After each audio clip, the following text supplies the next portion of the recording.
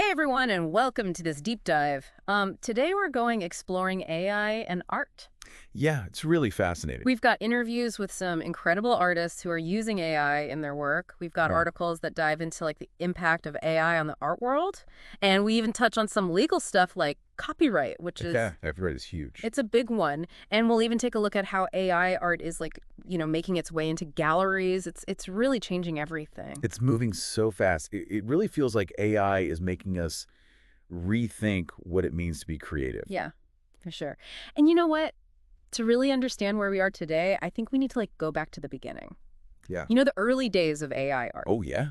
Is that really? Think about someone like Mario Klingman. He was using neural networks to create art back in 2018. That's Way ahead of the curve. way ahead of everyone. He's a total pioneer, not just for his art, but also for thinking about what AI could mean for creativity, Mm, even back then. yeah. And some of his early pieces like Deposition #2 are actually sold out now, Mm. which just shows you how the market for AI art is growing, even from those early days. Yeah, it makes you wonder if those early collectors knew something that everybody else didn't, right? Right.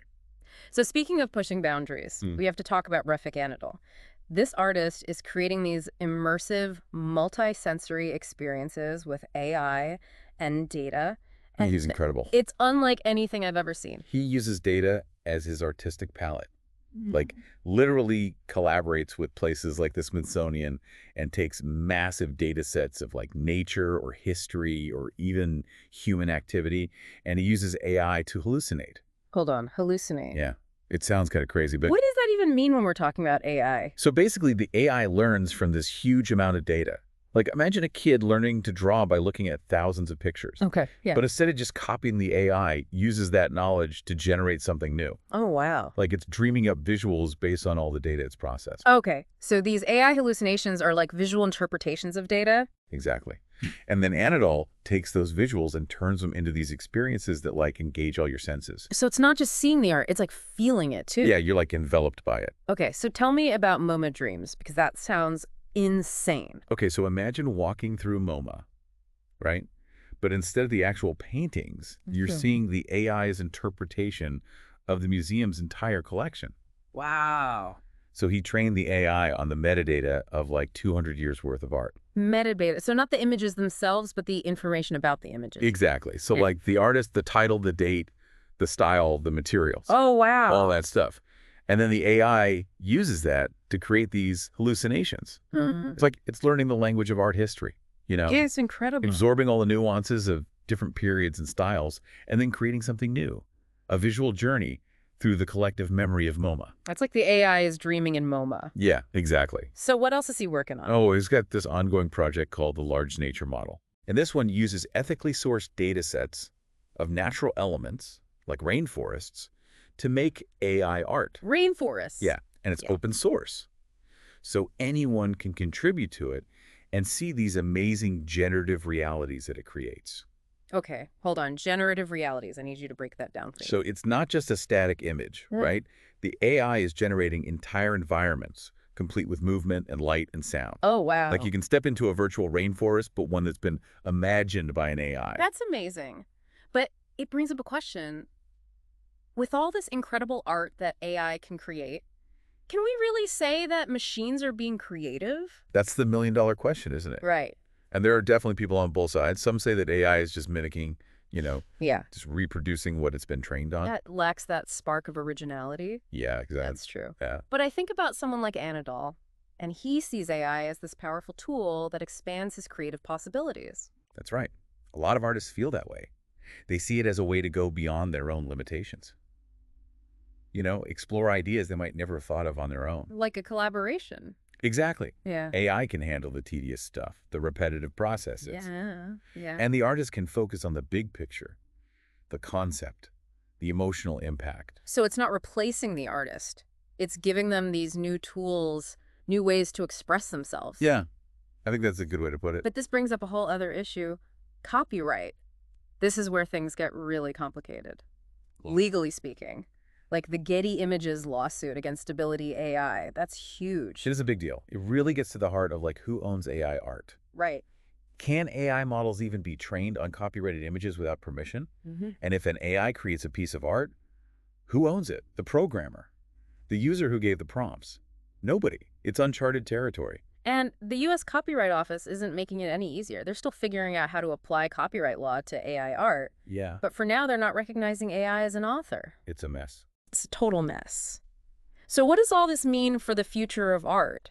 Like, are we going to see artists becoming programmers or curators or something else entirely? And how will galleries value art when AI is involved? Exactly. It's like we're on the verge of this whole new art movement, one that's still being defined. And we haven't even touched on all the legal battles that are probably coming. Oh, yeah, that's a whole other conversation. So where do we go from here? Well, that's what we're going to talk about next. We're going to explore those questions and a lot more as we continue our deep dive into this amazing world where art and technology meet. This is going to be good. It is. Buckle up. So, we were talking about how AI could, change the whole art world, right? Yeah. And this idea that it could democratize art is something I think we need to dig into a little more. Yeah, it's a really interesting concept. Think about it. AI tools are getting easier and easier to use. Yeah.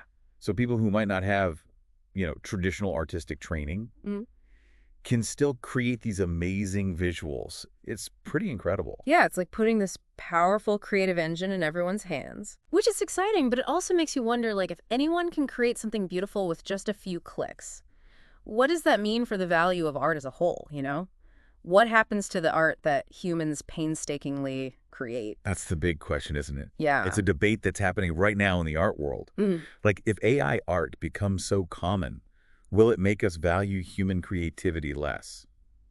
It's fascinating to think about. On the one hand, it could lead to this oversaturation of the market, right? Yeah. Making it harder for artists to stand out. But on the other hand, it could make us appreciate human art even more. Like those imperfections, the raw emotions, the effort that goes into a piece created by human hands, those qualities could become even more valuable in a world that's flooded with AI-generated art. That's a really interesting point. It could shift how we value art. Yeah. Placing a higher value on the things that AI, at least for now, can't replicate, like uniqueness and emotional depth. Right. It's like the human touch becomes even more special. Exactly. And this also ties back to how the role of the artist might change in this new landscape. Yeah. What skills will artists need to thrive in an AI-driven world? Yeah, because it's not just about a new tool. It's a fundamental shift in the creative process. Right. Will artists need to become tech savvy, Oh, absolutely. learning how to code along with their traditional skills? Yeah, I think we might see artists becoming these hybrid creators, blending their artistic vision with this deep understanding of how to work with AI algorithms and tools. So it's not enough to have an eye for color or composition anymore. Right. You'll need to know how to use AI to bring your ideas to life. It's like this whole new skill set. Yeah, definitely. I can imagine artists collaborating with AI, not just using it as a tool, but as a creative partner, pushing the boundaries of what's possible. And that's already happening. We talked about Redefining, but he's not the only one. There are artists all over the world who are integrating AI into their process, using it to explore new ways of expressing themselves, challenging traditional ideas about what art can be. It's exciting to see what they come up with. It is. But it also raises questions for the traditional gatekeepers of the art world, the galleries, the museums. Yeah. How are they going to adapt to this influx of AI art? It's a challenge they're facing right now. Will there be a separate market for AI art? Will we see AI-specific exhibitions and galleries, or will it all just blend together? And how do you even begin to evaluate the value of AI art? The traditional criteria might not apply in the same way. Totally. It's making us rethink our whole approach to art valuation. Do we consider the role of the AI in the creative process? Do we focus more on the originality of the concept or the technical skill involved in using the AI tools? It's complicated. It's a whole new set of questions for curators and critics and collectors. Right. It's like we're on the verge of a new art movement, but it's still being defined. And let's not forget about the legal side of things. We talked about the Getty Images case, but that's just the beginning when it comes to copyright and ownership and the very definition of authorship in the age of AI. Yeah, the legal system is trying to catch up with this technology. It's moving so fast. And the lines between human and machine creativity are blurring. It's creating all these legal questions that we haven't even thought of yet. Exactly. We're going to see a lot of court cases and new laws being made in the next few years as we figure this all out. It's a reminder that AI's impact isn't limited to just art. This is a conversation that's happening across all creative fields. You're absolutely right. Music, poetry, dance. AI is changing how we create and experience everything. It's a revolution. So what happens when AI gets so good that it's creating art that's not just good, but like groundbreaking, you know? Yeah. What happens when an AI wins a Grammy or a Pulitzer or even a Nobel Prize? Ooh, That's a big one, right? that's a huge question. Yeah. It makes us think about the nature of creativity and consciousness. Hmm. Like if an AI can create something that moves us deeply or inspires us, can we really say it's not creative just because it's not human? It's a question that goes way beyond art. It Yeah. gets to the core of what it means to be human. It really does. It makes you wonder, are we on the verge of a new era of art where the lines between human and machine creativity just disappear? It's mind-blowing. It is. Yeah. But for now, I think it's important to approach AI with curiosity rather than fear.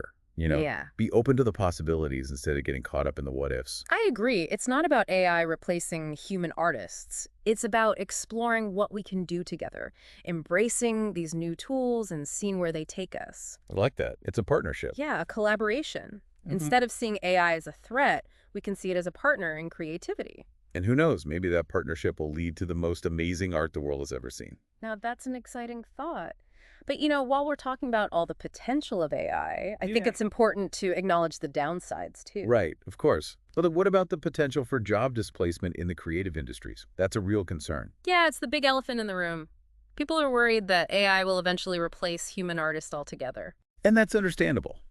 Anytime there's a major technological shift, there's anxiety about what it means for jobs. Like, think about what happened when photography was invented.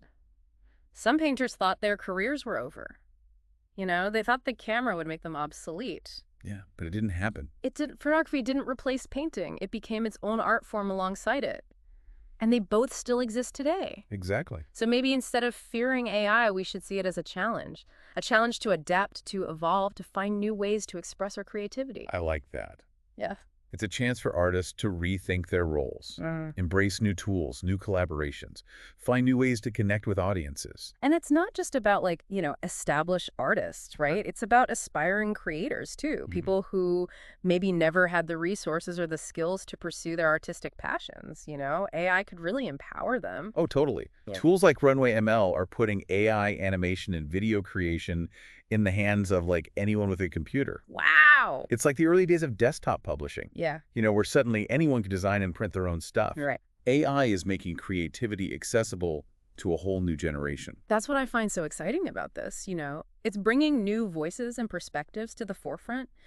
People who might have been excluded from the art world before because they didn't have access to, expensive equipment or formal training. But with all this talk about the potential of AI, I think we also need to address the elephant in the room. There's this fear factor that comes with any new technology, and AI is no different. You're talking about the fear that AI will eventually replace human artists. Yeah, exactly. I mean, it's natural to worry about losing your job, your livelihood to a machine. And when you see AI creating art that's so good, it's easy to let those fears take over. I get it.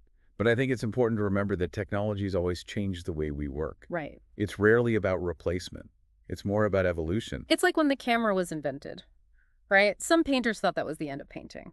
They thought the camera would make their skills obsolete. Yeah, but that didn't happen. It didn't. Instead, photography became its own art form, and painting continued to evolve alongside it. Exactly. And I think the same thing will happen with AI. It's not about AI versus humans. Yeah. It's about finding ways for both to exist together. To coexist. Yeah.